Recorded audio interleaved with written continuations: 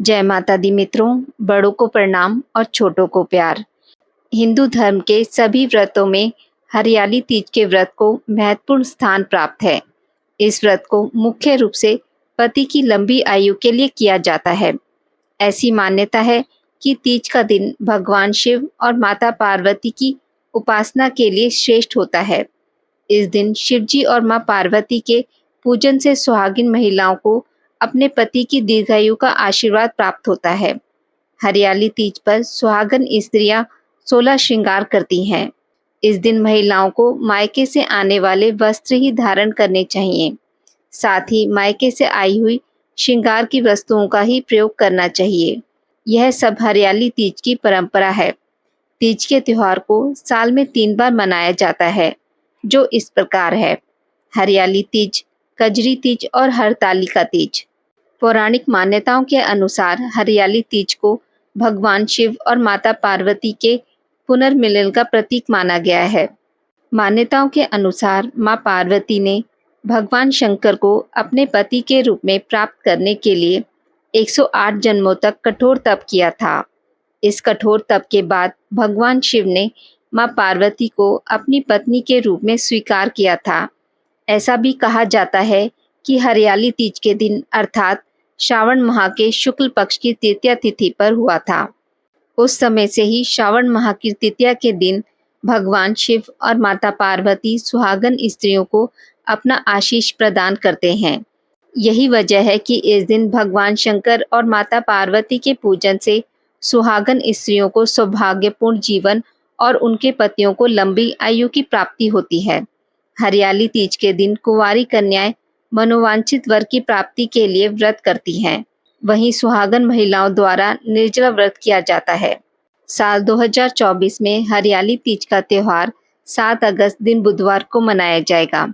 तृतीया तिथि प्रारंभ होगी 6 अगस्त की शाम 7:52 पर। तृतीया तिथि समाप्त होगी 7 अगस्त की शाम 10:05 पर। उदया तिथि के अनुसार 7 अगस्त दिन बुधवार को हरियाली तीज का त्योहार मनाया जाएगा। इस दिन पूजा विधि: हरियाली तीज के दिन साफ सफाई करके घर को तोरण और मंडप से सजाएं।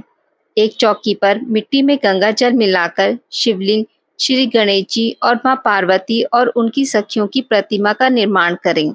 सभी देवताओं की मिट्टी की प्रतिमा बनाने के उपरांत सुहाग की समस्त सामग्री को एक थाली में एकत्रित करें और मां पार्वती को अर्पित करें।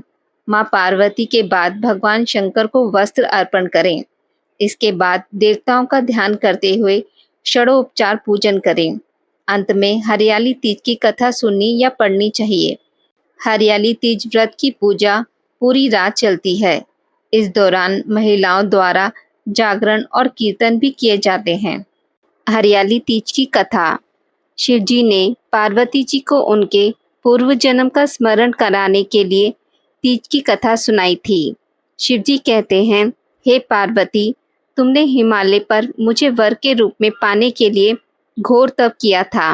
अन्न जल त्याग, पत्ते खाए, सर्दी गर्मी बरसात में कष्ट सहे। तुम्हारे पिता दुखी थे। नारद जी तुम्हारे घर पधारे और कहा, मैं विष्णु जी के भेजने पर आया हूँ। वह आपकी कन्या से प्रसन्न होकर विवाह करना चाहते हैं। अपनी राय बताएं। पर्वतराज प्रसन्नता से तुम्हारा विवाह विष्णु जी से करने को तैयार हो गए। नारद जी ने विष्णु जी को यह शुभ समाचार सुना दिया, पर जब तुम्हें पता चला तो बड़ा दुख हुआ। तुम मन से मुझे अपना पति मान चुकी थी।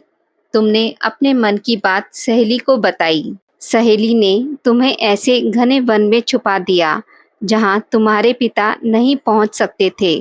तुम वहां तप करने लगी। तुम्हारे लुप्त होने से पिता चिंतित हो सोचने लगे, यदि इस बीच विष्णु जी बारात लेकर आ गए तो क्या होगा। शिव जी ने आगे पार्वती जी से कहा, तुम्हारे पिता ने तुम्हारी खोज में धरती पताल एक कर दिया, पर तुम ना मिली। तुम गुफा में रेत से शिवलिंग बनाकर मेरी आराधना में लीन थी। प्रसन्न होकर मैंने मनोकामना पूरी करने का वचन दिया। तुम्हारे पिता खोज करते हुए गुफा तक पहुँचे। तुमने उन्हें बताया कि अधिकांश जीवन शिव जी को पति रूप में पाने के लिए तप में बिताया है। आज तप सफल रहा। शिवजी ने मेरा वरण कर लिया। मैं आपके साथ एक ही शर्त पर चलूंगी, यदि आप मेरा विवाह शिवजी से करने को राजी हों। पर्वतराज मान गए। बाद में विधि विधान के साथ हमारा विवाह किया। हे पार्वती, तुमने जो कठोर व्रत किया था, उसी के फलस्वरूप हमारा विवाह हो सका। इस व्रत को निष्ठा से करने वाली स्त्री को मैं मनवांछित फल देता हूँ। उसे तुम जैसा अचल सुहाग का वरदान प्राप्त हो। आज की इस वीडियो में बस इतना ही। मित्रों, अगर आपको मेरी वीडियोस पसंद आती हैं तो उसे लाइक और शेयर ज़रूर करें और पूजा पाठ से जुड़ी जानकारी के लिए मेरे चैनल को सब्सक्राइब करना ना भूलें। धन्यवाद।